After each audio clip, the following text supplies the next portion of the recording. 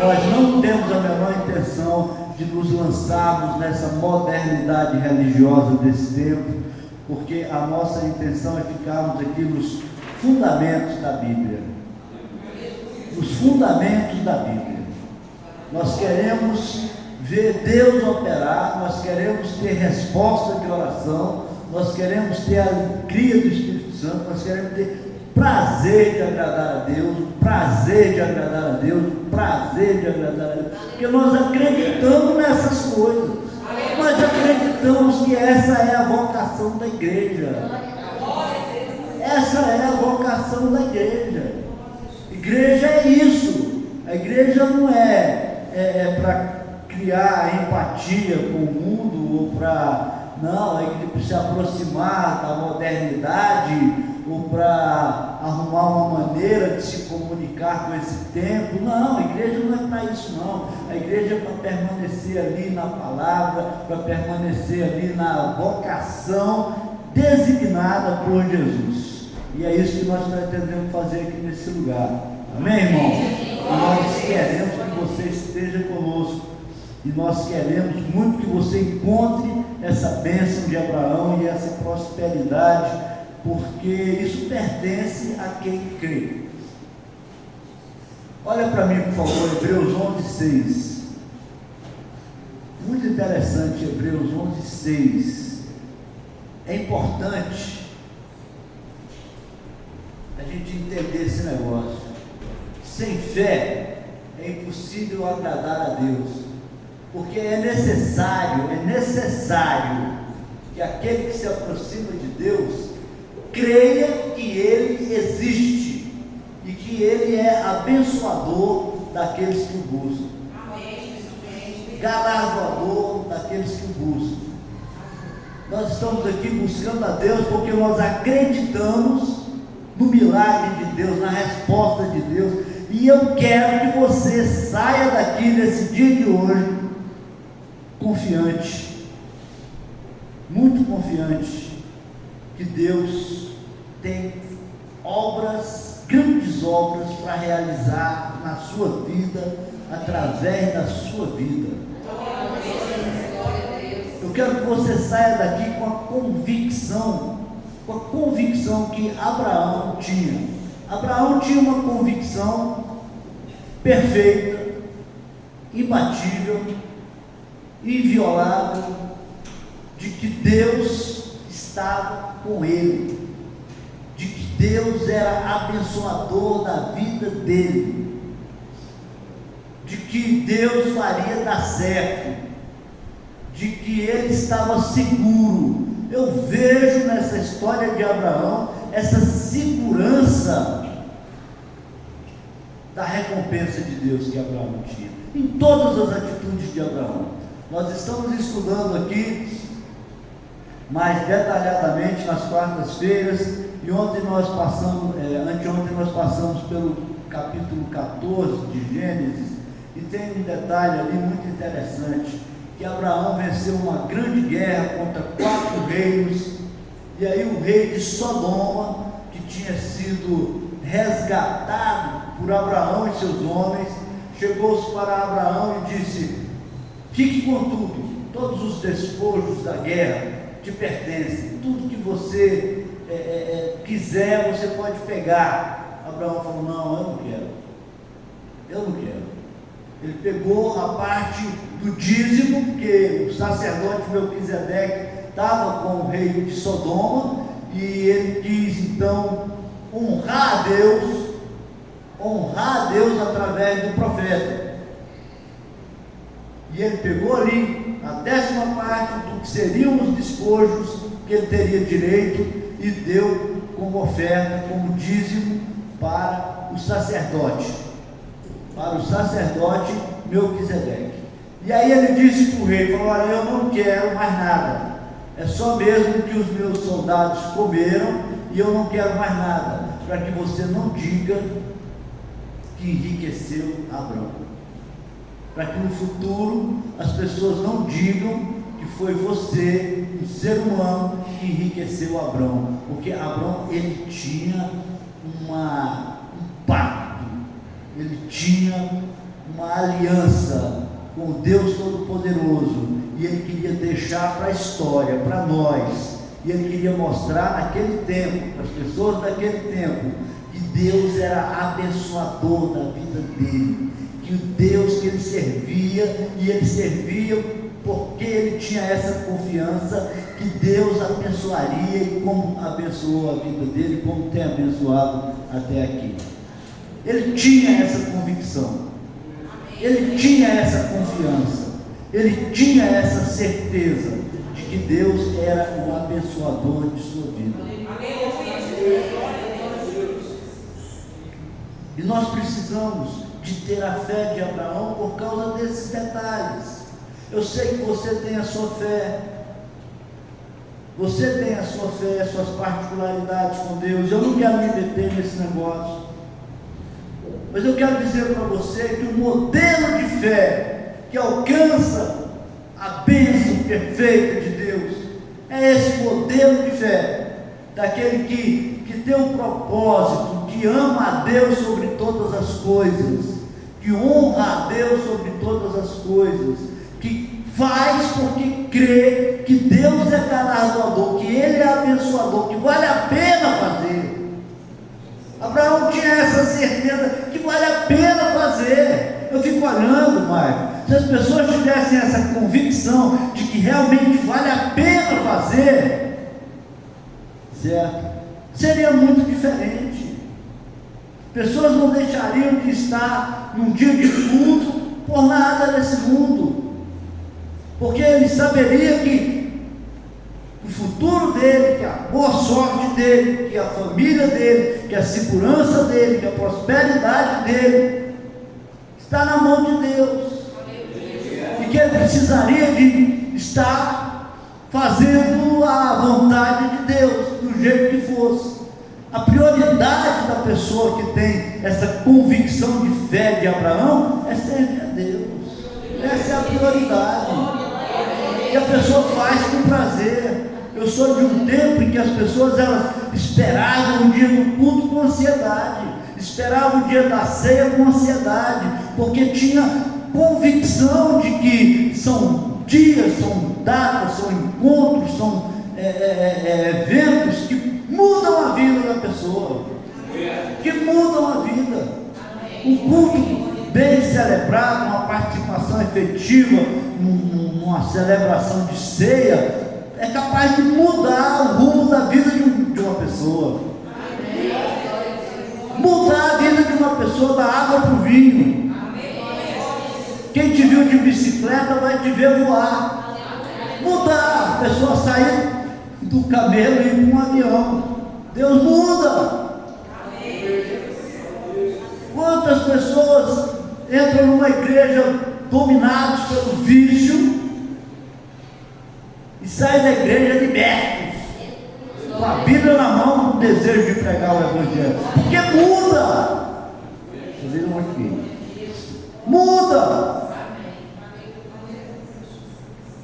Abraão tinha essa convicção. Ele falou para o rei de Sodoma: eu não quero nada seu, não quero nada que venha de você. Mas por que, Abraão? Você guerreou, você se arriscou, você fez por merecer. Eu não quero é para ninguém dizer que você me enriqueceu, porque quem me enriquece é meu Deus, e eu não divido a glória dele com ninguém. Eu não divido a glória dele com ninguém. Você vê o nível de fé, de convicção de que Deus é galardoador. Hoje em dia a igreja esfria com Deus por causa de promessa de político. É duro. Promessa. O cara estava lá, casadinho, pega que é seu, ele falou: não quero. Agora as pessoas elas se iludem com promessa. Promessa. O cara não pode falar que é crente, que os crentes tudo votam nele, pode ser bandido. Promessa. Crente ficou um negócio assim, tão fugazzinho, tão barato. certo? Perdeu esse lastro com Deus, perdeu essa tudo, e a gente pretende resgatar isso.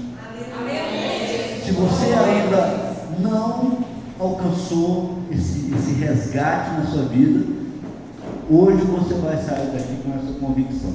Eu quero ler, para não ficar só nas minhas palavras, o que está escrito em Tiago, no capítulo 2. E eu vou ser breve, vou gastar só mais um pouquinho de tempo, porque nós estamos com saudade da pastora dessa igreja. Diz aqui, Tiago capítulo 2, a partir do 14. Presta atenção. Eu estou me referindo a isso, eu estou entrando nesse capítulo, nesse raciocínio, porque existe um mal entendido teológico, um costume equivocado nesse tempo, que é a grande, não vou falar a palavra que eu tenho vontade de falar, porque a minha pastora está aqui. Se ela não tivesse, eu ia falar que é a grande merda desse tempo. Desculpa, falei sem pensar. As pessoas, elas sabem tudo a respeito do que Deus faz. Deus é bom, Deus é amor, Deus perdoa, Deus é misericordioso, clama que Ele responde, Deus responde, Ele morreu na cruz, Ele é isso, Ele é aquilo, sabe tudo a respeito de Deus, mas Deus sabe também o que Ele é, quem Ele é, o que Ele faz, Deus sabe. Agora, a parte do homem é que interessa para Deus, é o que é que você faz. O que Ele faz, Ele sabe o que Ele faz. Agora, e você como ser humano, como servo, como quem obedece? Porque Adão não estava aqui só para ficar glorificando a Deus e dizendo para ela, Deus é bom, não. Ele estava aqui para cuidar da terra, para cuidar do jardim.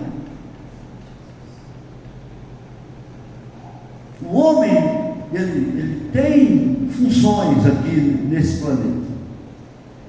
Você tem que fazer coisas. Jesus, ele veio ensinar como é que a gente faz,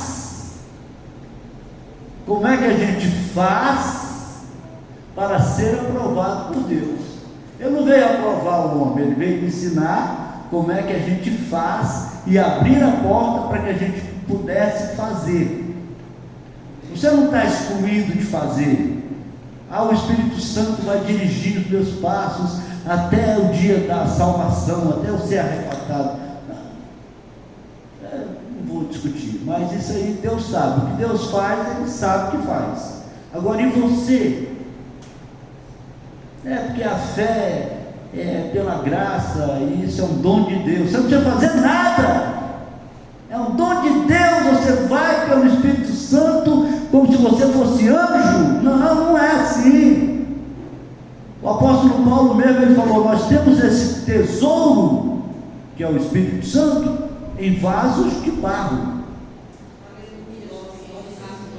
É o corpinho aqui, Esse corpinho é danado. Ele é danado. Ele precisa de ser adestrado, amordaçado. Ele precisa de ser corrigido.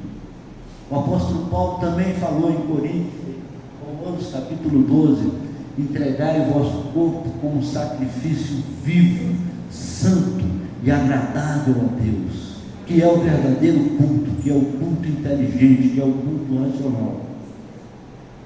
É aquele negócio que o corpo está querendo ir para cá, mas Deus quer que ele venha para cá. Então, ao invés de você vir para cá, que é onde o seu corpo está querendo vir, você vem para cá, que é onde Deus quer que ele esteja.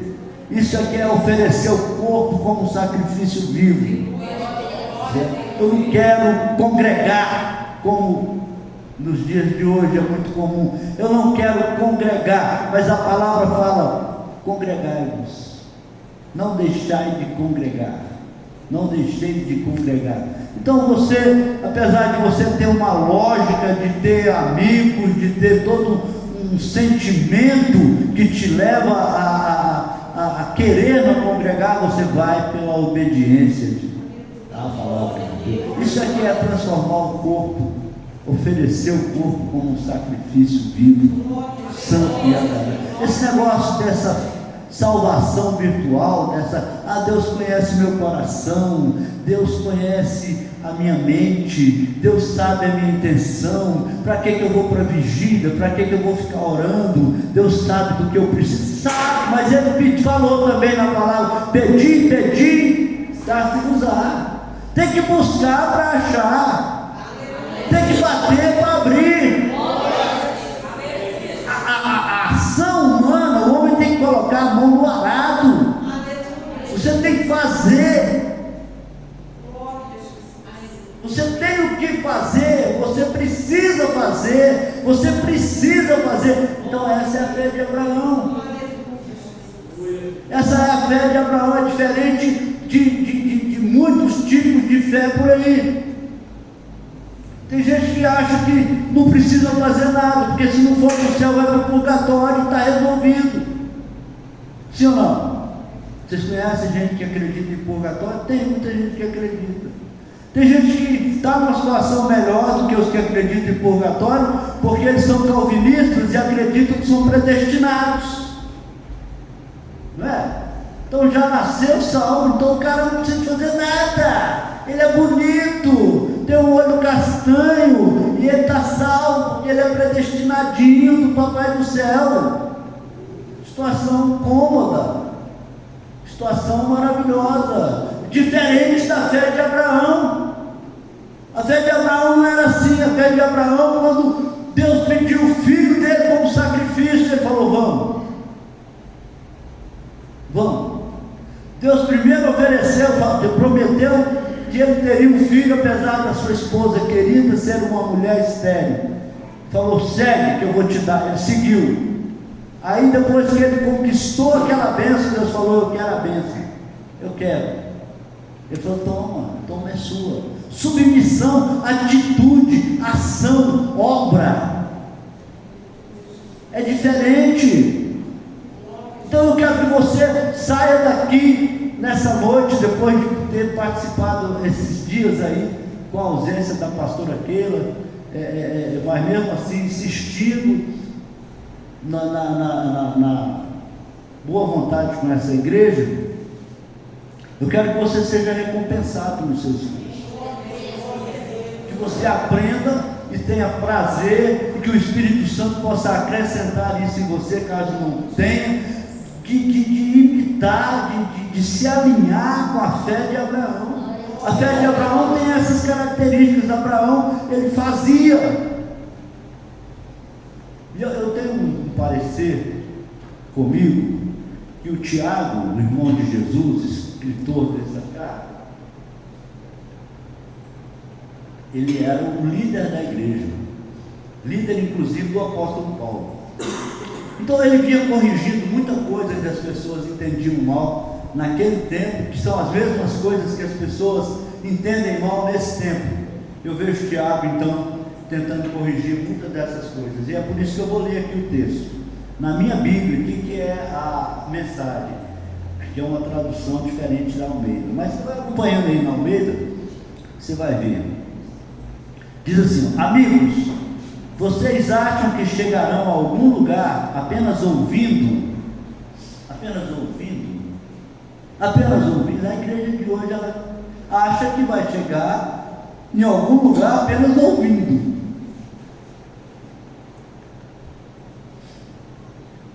Sem partirem para a prática. Falar sobre fé prova que alguém tem fé. Por exemplo, se você encontra um velho amigo desempregado em situação difícil, e vendo suas lutas, você diz: meu amigo, Deus o ajude, seja abençoado, e depois vai embora sem nem lhe oferecer nada, aonde isso o leva? Não é óbvio que falar de Deus sem atitude coerente não tem o mínimo sentido, não tem o menor sentido? Sou eu que estou dizendo isso? falar de Deus sem ter uma atitude coerente com a vontade de Deus é uma coisa insignificante e desprezível. Era isso que Abraão não tinha, porque Abraão, nos mínimos detalhes, ele dispensava uma fortuna para honrar a Deus. Ele fazia, era o pacto que ele tinha, era a aliança que ele tinha, ele corria risco de vida para obedecer a Deus. Ele abria mão de recompensa para honrar a Deus através de seu profeta, com o dízimo. Ele oferecia o melhor que ele tinha para Deus. Era um homem, um ser humano, terreno, andando na terra, se movimentando na terra, submetido às condições da terra, fazendo aquilo que Jesus disse na oração do Pai Nosso: que a sua vontade seja feita aqui na terra, como ela é feita no céu.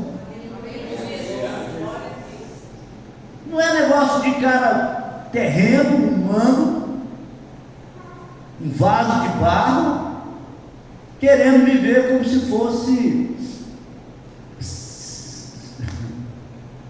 vou falar, querendo viver como se fosse santificado, como se fosse privilegiado, como se fosse predestinado, como se fosse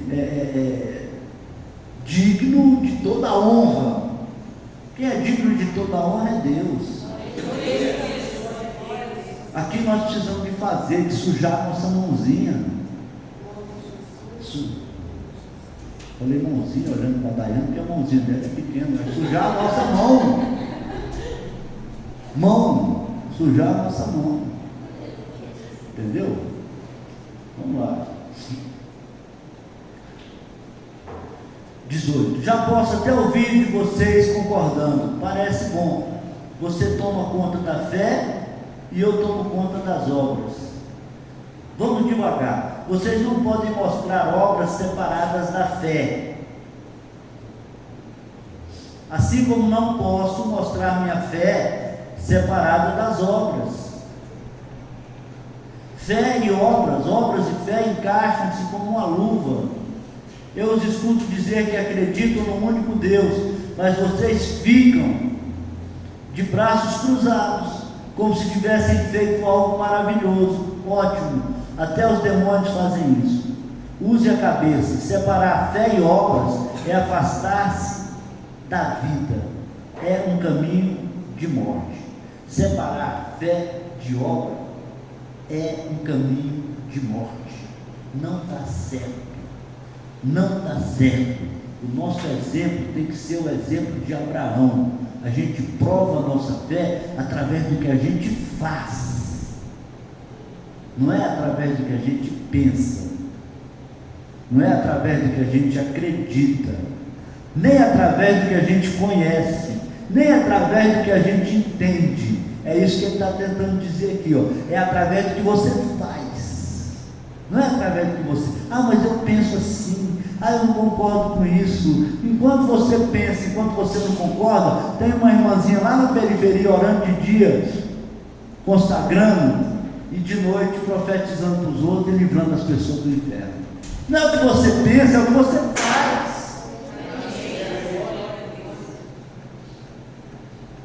É o que você faz. O que você pensa te pertence. Agora o que você faz glorifica a Deus. Deus conhece o que você pensa, agora o que você faz glorifica a Jesus.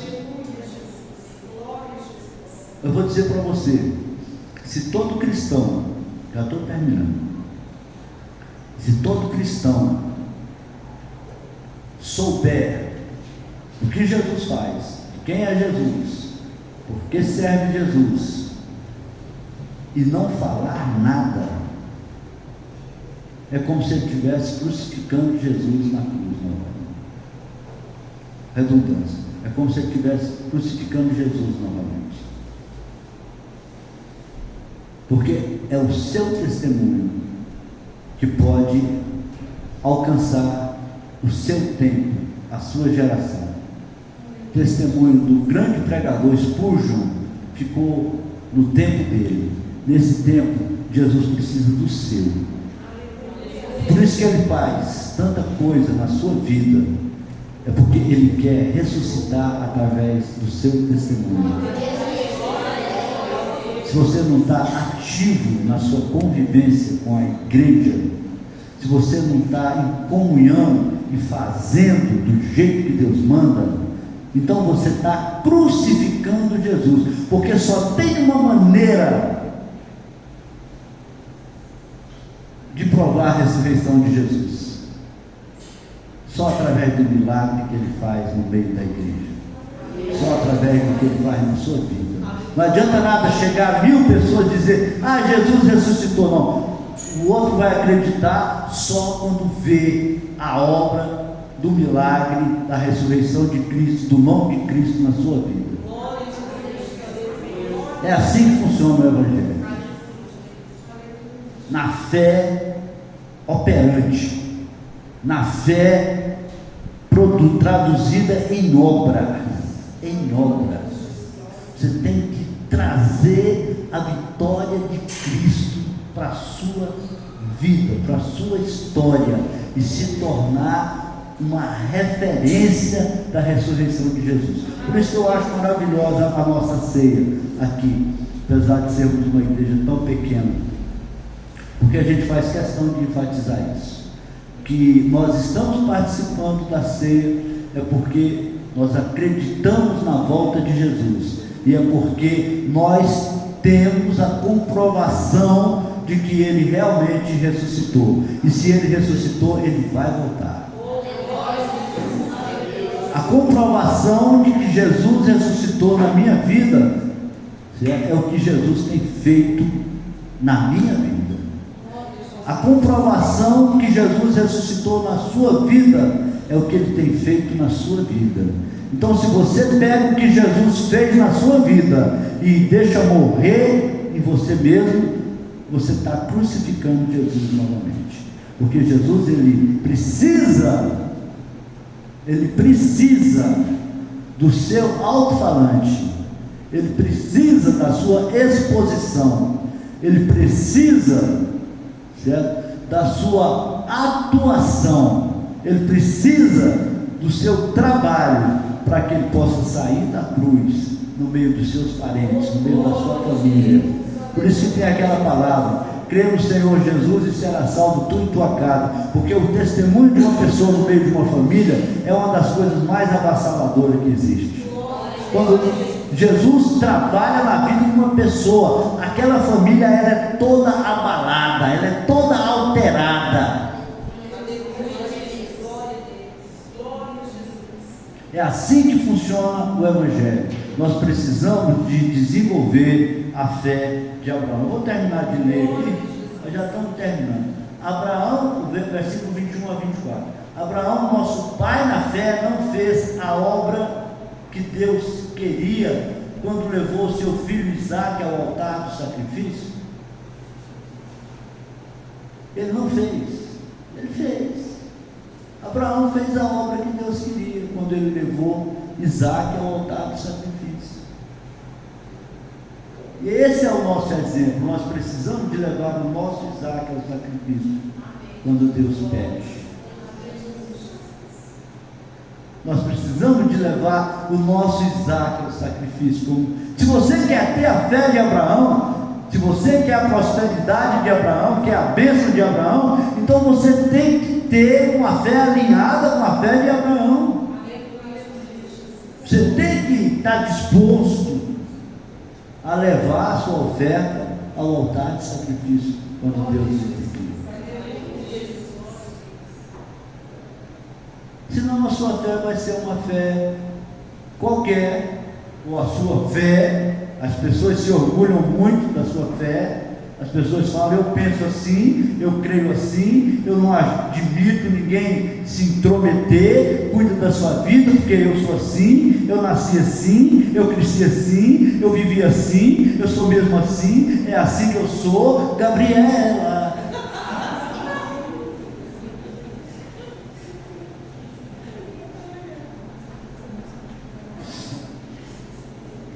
Mas você precisa de alinhar sua fé com a fé de Abraão. Não é óbvio que fé e obras são inseparáveis? Não está claro que a fé se expressa nas obras e que as obras são obras da fé?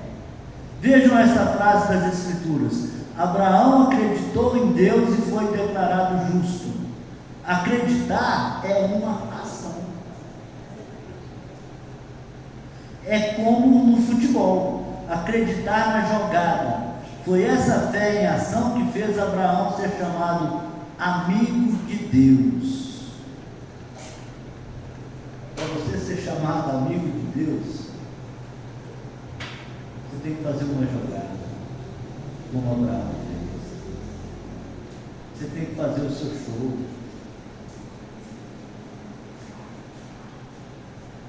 Para você ser chamado meu amigo, você precisa de provar a sua amizade. Para alguém ser chamado seu amigo, é preciso provar a sua amizade. E o apóstolo Paulo, não sou eu, está fazendo um paralelo, dizendo que para você ser amigo de Deus, como Abraão foi, você tem que fazer uma jogada. Você tem que provar a sua amizade. E para Deus a gente só prova alguma coisa quando a gente obedece. Adão tinha tudo, mas ele desobedeceu e perdeu, porque com Deus funciona assim. E Abraão sabia disso, e esse negócio de fé de Abraão está sustentado nisso, é que Abraão sabe que Deus é rigorosíssimo. O rigor da disciplina, da exigência de Deus é extraordinário, é maior do que... Tanto é que ele expulsou Lúcifer do paraíso. Você imagina, por causa dessa oferta de Abraão, imagina Jesus no Getsemane, dizendo: Pai, se possível, afasta de mim esse cálice, suando sangue. E Deus é tão rigoroso que ele falou: não, Abraão ofereceu Isaac, eu não posso deixar de oferecer para os descendentes de Abraão o que eu prometi. Eu não posso deixar de recompensar Abraão. Jesus é uma recompensa à jogada de Abraão, ao feito, à obra de Abraão lá no Monte Moriá, quando ele ofereceu Isaac. Jesus é simplesmente a resposta de Deus para Abraão, para a atitude de Abraão. Porque aquele que se aproxima de Deus tem que acreditar que Deus é galardoador dos que o buscam. Você faz para Ele, que Ele vai fazer para você.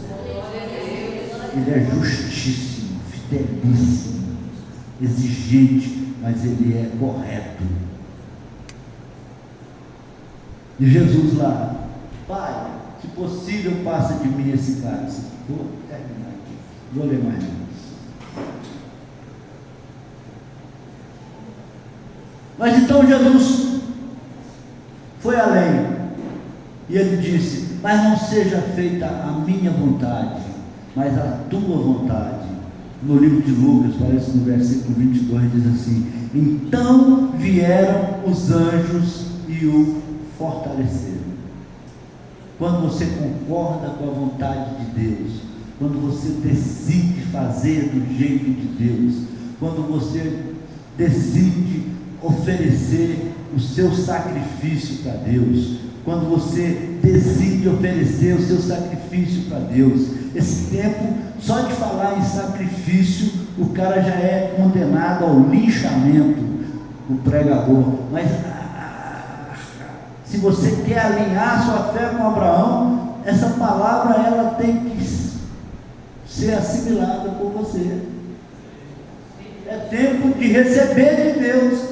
A teologia moderna, ela cria um Deus que só oferece, que não pede nada. Mas se você for andar nos caminhos de Abraão, nos caminhos de Jesus, nos caminhos de Noé, nos caminhos de Moisés, se você for andar nos caminhos do próprio apóstolo Paulo, que disse em Romanos 12, oferecei o vosso corpo como sacrifício vivo, santo e agradável para Deus, então você vai chegar à conclusão, pelo Espírito de Deus, que você precisa de assimilar essa palavra e de incluir essa palavra na sua teologia, alterar alguma coisa se for preciso, porque você não é predestinado, você não vai para o purgatório. Eu sei que essas possibilidades você já venceu. Você não está numa igreja batista que acredita que se for batizado não perde a salvação jamais, senão você não estaria aqui,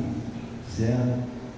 Agora você é influenciado por uma teologia esquisita desse tempo, então eu quero que você inclua no seu vocabulário, certo? Que para você ter a fé de Abraão, para você alinhar a sua fé de Abraão e para você conquistar a prosperidade de Abraão, a promessa de Abraão, então você precisa de agir como Abraão. E nas atitudes de Abraão inclui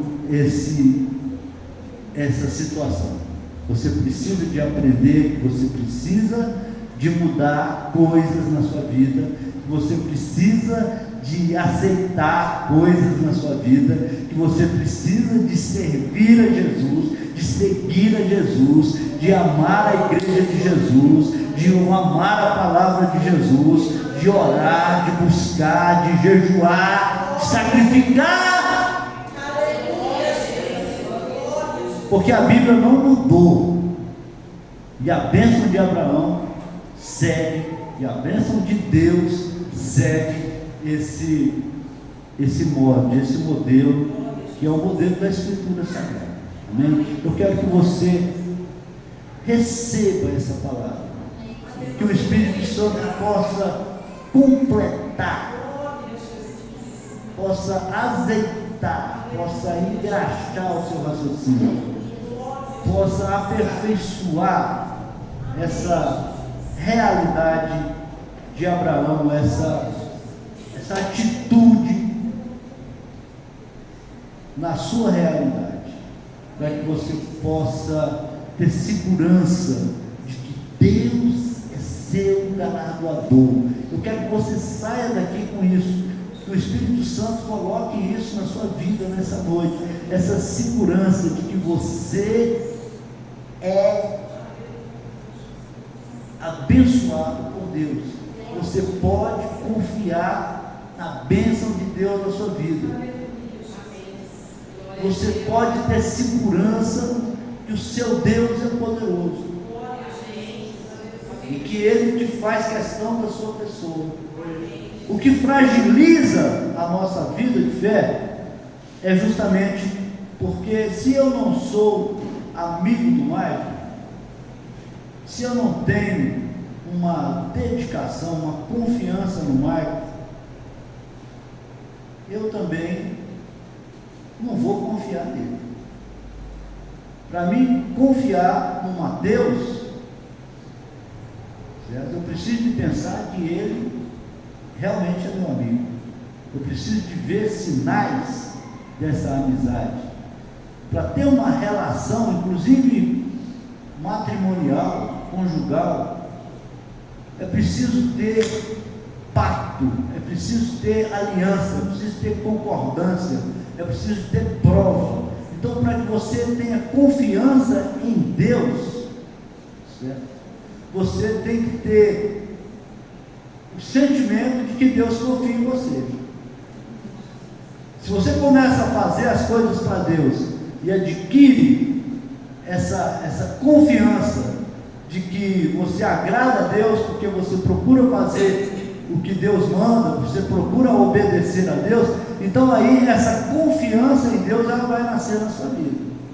Você não vai precisar de profeta, você não vai precisar de mais nada, porque você vai ter confiança, porque você tem uma relação com Deus. É isso que Abraão tinha, uma confiança na sua relação com Deus. Não é uma caminhada de mão única, não. Ele fazia para Deus e recebia de Deus. Não é só Deus fazer para a pessoa porque ele é bom, não, ele fazia para Deus e ele tinha confiança que agradava a Deus, e ele tinha confiança que podia confiar em Deus, porque Deus estava se agradando dele. É diferente, Maicon, é diferente. Isso cria consistência, psicologicamente isso cria consistência de relacionamento. E eu quero que você entenda isso nessa noite. Agora eu vou parar de falar e vou chamar a pastora Keila para fazer a unção, a transferência da unção do Abraão para a nossa vida.